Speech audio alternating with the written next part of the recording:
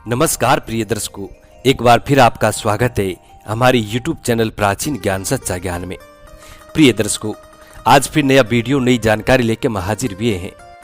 प्रिय दर्शकों, आज के इस वीडियो में आप जानेंगे कि माता पिता को अपनी पुत्रियों के ससुराल में भोजन क्यों नहीं करना चाहिए। प्रिय दर्शकों, वैसे तो आज के जमाने में कई माता पिता को इस बात का ज्ञान भी नहीं होता है कि एक बेटी के पिता को अपनी पुत्री के ससुराल में भोजन क्यों नहीं करना चाहिए। अपनी पुत्री के ससुराल में भोजन करने से वो लोग कितने बड़े पाप के भागीदारी हो जाते हैं। प्रिय दर्शकों, और इसके अलावा भी किन किन लोगों के घर हमें भोजन नहीं करना चाहिए, जिससे यदि हम इन लोगों के घर भोजन करते हैं तो प्रिय दर्शकों, इसका असर हमारे परिवार पर पड़ता है, हमारे छोटे छोटे नन्हे नन्हे बच्चों के भाग्य पर पड़ता है, उनके भविष्य पर पड़ता है और आने वाले समय में उनका भविष्य खराब हो जाता है, उनका जीवन बर्बाद हो जाता है। प्रिय दर्शकों, वीडियो शुरू करने से पहले जो लोग हमसे नए जुड़े हैं वो लोग हमारे चैनल को सब्सक्राइब करें, बेल आइकन ऑन करें, अच्छे कमेंट किया करें ताकि हर आने वाले वीडियो का नोटिफिकेशन सबसे पहले आपको मिले और प्रिय दर्शकों आप उसका फायदा उठा सकें। प्रिय दर्शकों, हमारे इस चैनल में हम रोज नई नई ज्ञानवर्धक कहानियां, ज्ञानवर्धक चर्चाएं लेके आते रहते हैं, इसलिए आप हमारे चैनल को जरूर सब्सक्राइब कीजिएगा। प्रिय दर्शकों, हमारे इस चैनल का मकसद है कि प्राचीन भारत का लुप्त हो रहा ज्ञान आम जन कल्याण हेतु आम जन तक पहुंचाना। शुरू करते हैं प्रिय दर्शकों आज का ये प्यारा सा प्रसंग, ये प्यारा सा वीडियो, और बताते हैं आपको एक बेटी के माता पिता को अपनी पुत्री के ससुराल में भोजन क्यों नहीं करना चाहिए और साथ में किन किन लोगों के घर हमें भोजन नहीं करना चाहिए। प्रिय दर्शकों, गरुड़ पुराण वैष्णव संप्रदाय से संबंधित है और सनातन धर्म में मृत्यु के बाद सद्गति प्रदान करने वाला माना जाता है।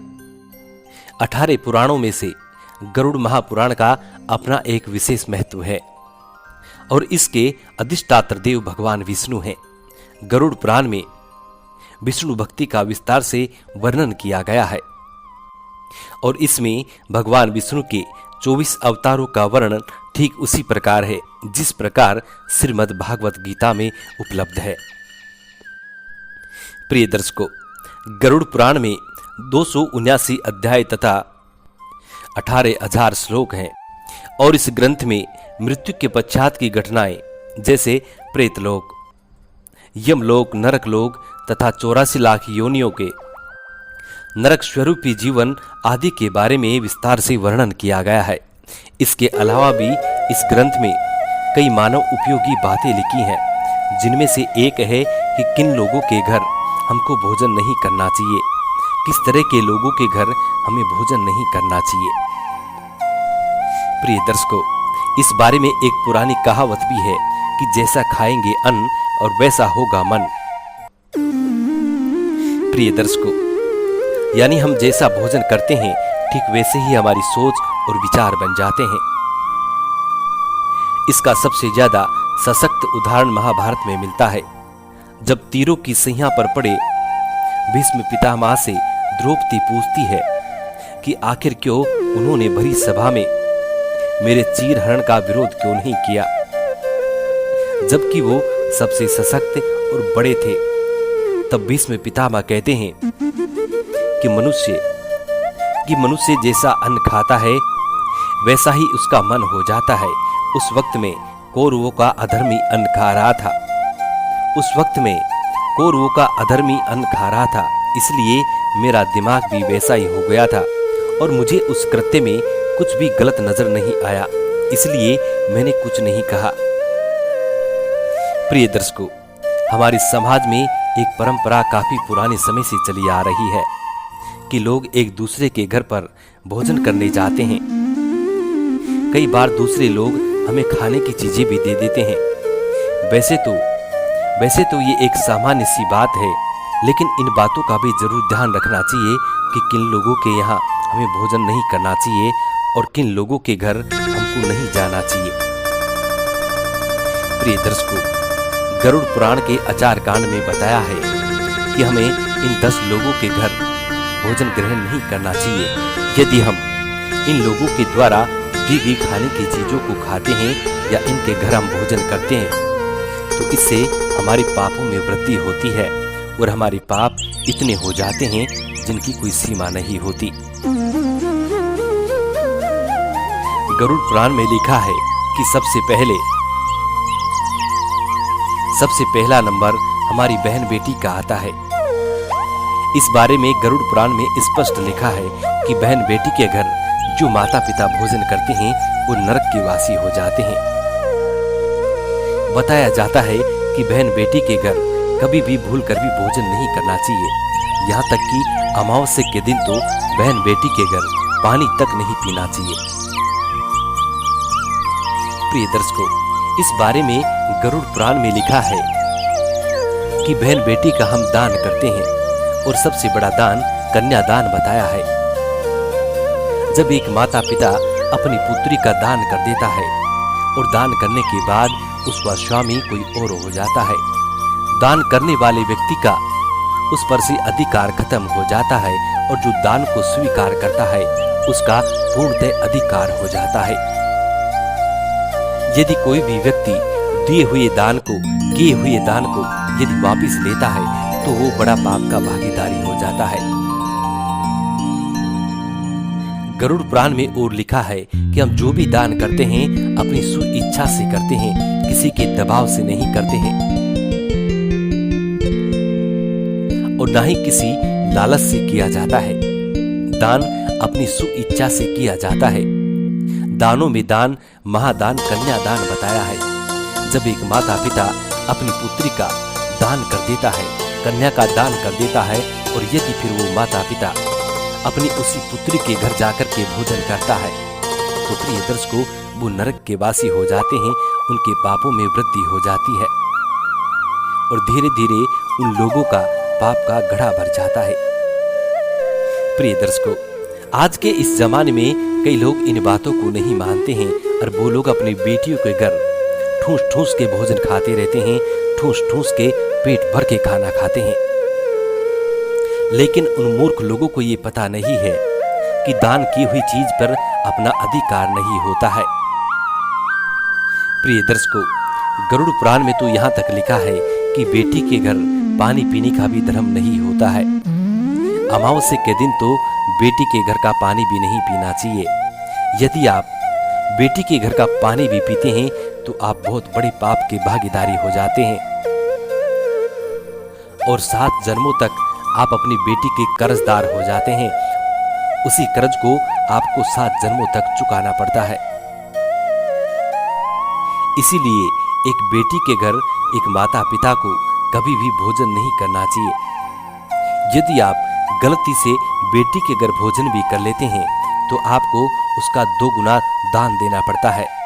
प्रिय दर्शकों, यदि आप गलती से अपनी बेटी के घर भोजन ग्रहण करते हैं, भूलवश भोजन ग्रहण कर लेते हैं तो प्रिय दर्शकों आपको उसका 2 गुना अपनी बेटी को देना पड़ेगा।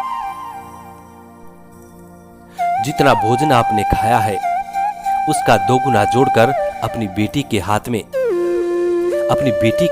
थमा कर आपको आना होगा, अन्यथा आप बहुत बड़े पाप के भागीदारी हो जाएंगे। इसीलिए प्रिय दर्शकों बेटी के घर खाना नहीं खाना चाहिए। दूसरा, गरुड़ पुराण में बताया है कि कोई चोर या अपराधी किसी चोर या अपराधी सिद्ध हो जाने पर उस व्यक्ति के घर का भोजन कभी ग्रहण नहीं करना चाहिए। इससे उसकी पापों का असर आपके जीवन पर भी पड़ने लगता है। तीसरा, चरित्रहीन स्त्री।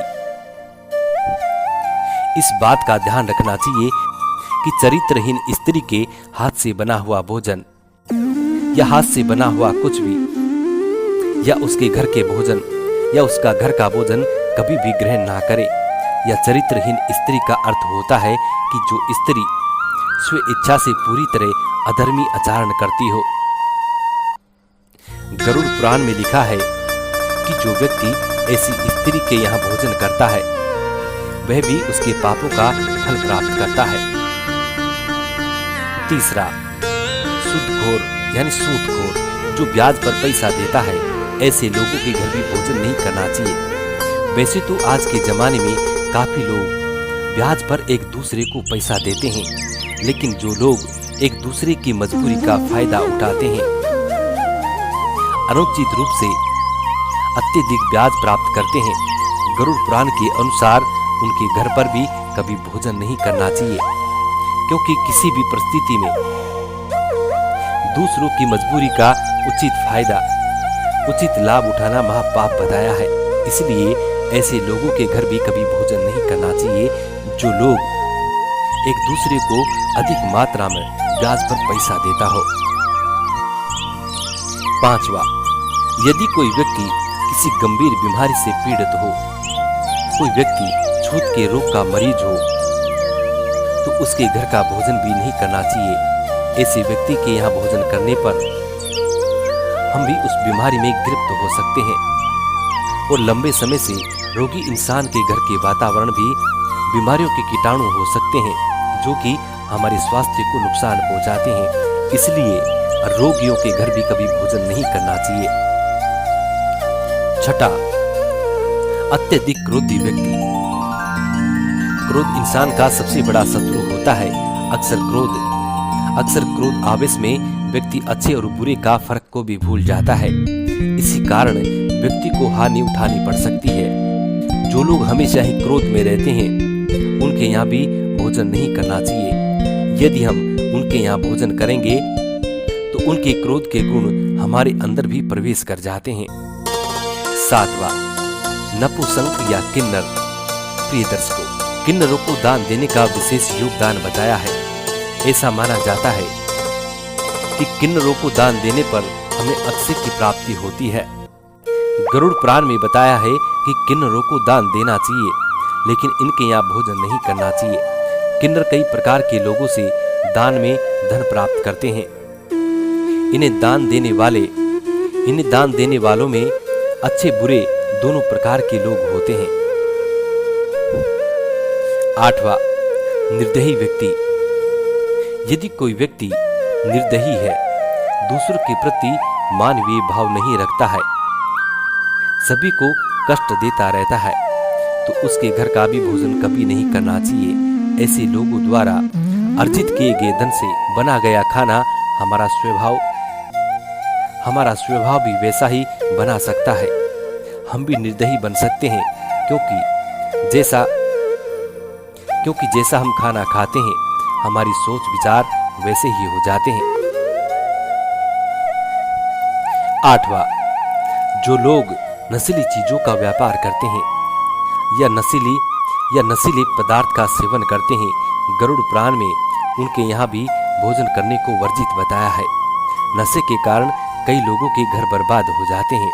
इसका दोष नशा बेचने वाले को भी लगता है।